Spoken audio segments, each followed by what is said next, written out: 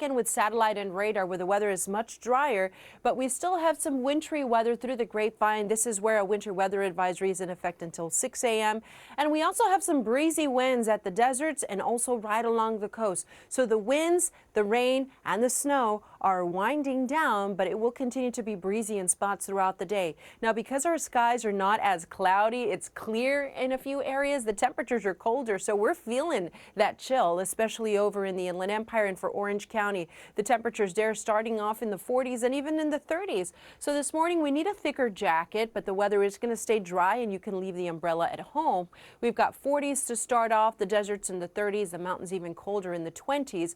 Now by the afternoon we'll have sunshine mixed in with a few high clouds and the numbers are expected to be warmer. We'll have mid to upper 60s, close to 70 degrees inland, the desert 60s and the mountains 44. Now the temperatures will gradually get warmer as we go throughout the week, and then as we get into the weekend, I know it's an important one.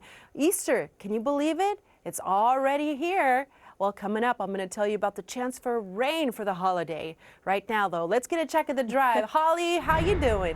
I'm good, but Len, I can't believe Easter is Sunday. I got to do some shopping for my little one. Good morning, everyone. Hope you had a wonderful weekend. Not too many problems right now. However, I am going to zoom into the Azusa area. A crash just popped up involving a semi. It's taking up 2 lanes on the West 210 near Vernon. We're seeing a little bit of slowing that starts at Azusa Avenue for folks that are making their way towards the 605. So I'll continue to monitor this situation. I did want to check the drive time on the West 210. Glendora to Glendale right now is going to take about 20 minutes. So even though we have that crash in Azusa, you may be seeing speeds in the 50s in that area, but other than that, speeds in the 60s. So it looks pretty good. In West Covina, I can officially clear a crash I mentioned a few minutes ago on the East 10 near Vincent Avenue. The roadway is clear. On the South 405, Mission Hills to the 105, a drive of 23 minutes right now, speeds in the 60s through North Hills, Van Nuys, Sherman Oaks, and also Bel Air. Tonight, the Clippers take on the Pacers at Crypto.com Arena.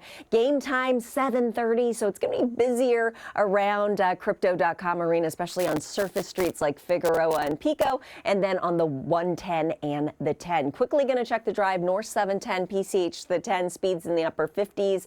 No problems through North Long Beach. Also, the Paramount area and Bell looks great. So again, that drive is around 20 minutes. Coming up in a few, we will check conditions on the North 405 through Long Beach.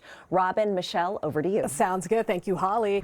Dodger Shohei Ohtani plans to address the gambling allegations involving his former interpreter later today. The allegations emerged last week during the team's opening series for the season against the San Diego Padres in Seoul, South Korea. Let's go to NBC4's Annette Adiola live at Dodger Stadium with more details. Annette, good morning. It's a big day for Dodgers.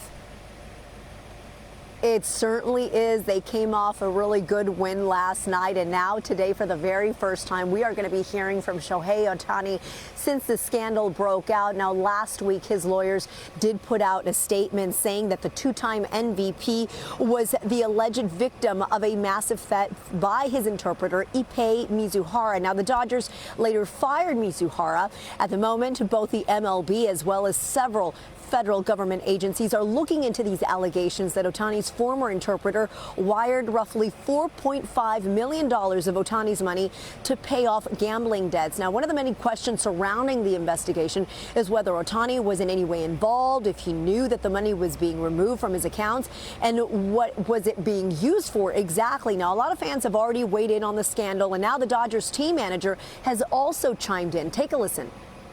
I think it's good.